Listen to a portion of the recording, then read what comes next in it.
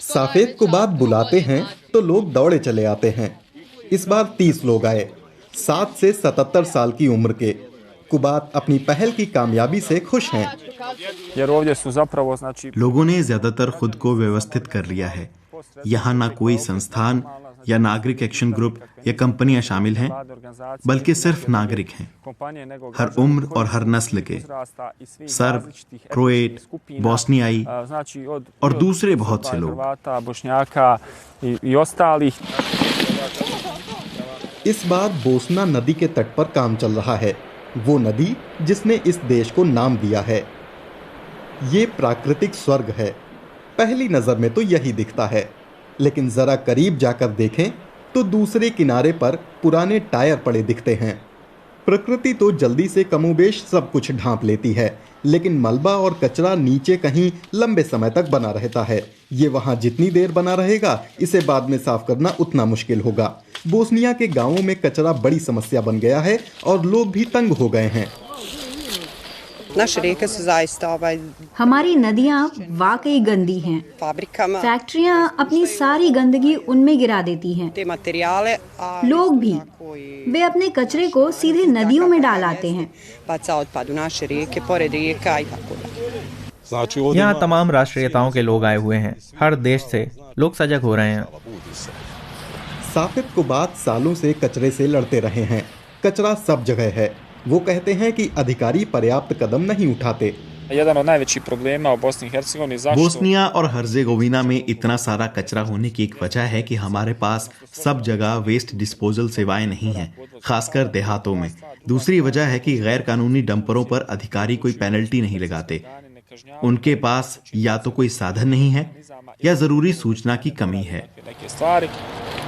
इसीलिए कुबात ने गोपनीय कैमरे लगाने शुरू किए। गलती करने वालों की रिकॉर्डिंग करके सारे सबूत अधिकारियों को दे दिए जाते हैं। नागरिक सूचना देते हैं तो हम कार्रवाई करते हैं।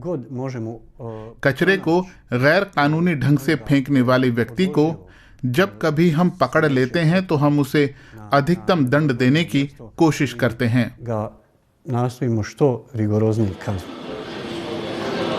कुबात कहते हैं हमेशा ऐसा नहीं होता। जागरूकता लाने का उनका मुख्य जरिया है इंटरनेट। 2020 में उन्होंने बी द चेंज नाम से फेसबुक ग्रुप शुरू किया था। उसकी उपलब्धियां गौर करने लायक हैं। पूरे देश में अभी तक 3,500 से ज्यादा स्वच्छता अभियानों में 20,000 से ज्यादा लोग शामिल रहे हैं।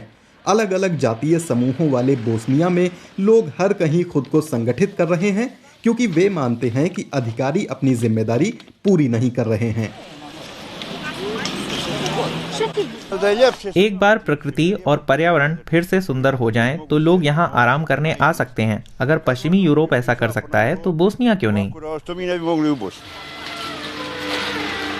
अब कचरा प्रबंधन जैसी संस्थाएं भी जुड़ने लगी हैं। यहाँ तमाम लोग फंड और आधुनिक उपकरणों की कमी झेल रहे हैं। कुबात की मदद से ट्रैश कॉम्पैक्टर आ गया है। अब बारी है कचरा छांटने की।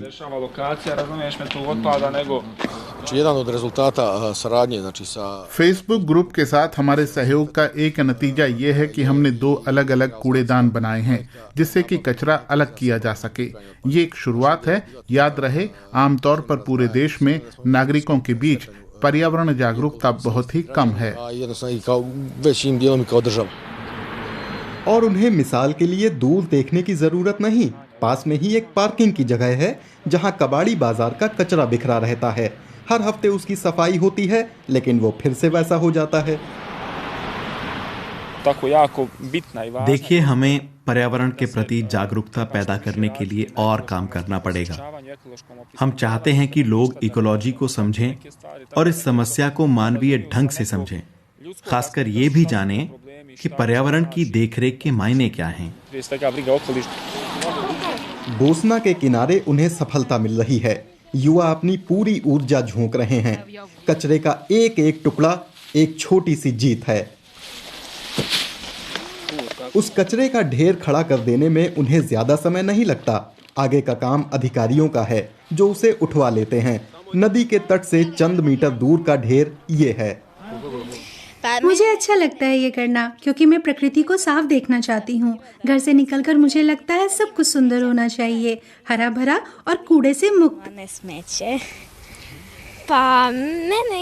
ये ज्यादा अच्छा है कि कचरे से भरा रहने की बजाय हर चीज साफ सुथरी और हरी भरी हो। मुझे खुशी है कि आज हम थोड़ी तो सफाई कर पाए, उस कचरे का आधा ही सही जो यहाँ पड़ा था। और इस तरह बोस्ना के किनारे एक नई पर्यावरण जागरूकता जन्म ले रही है।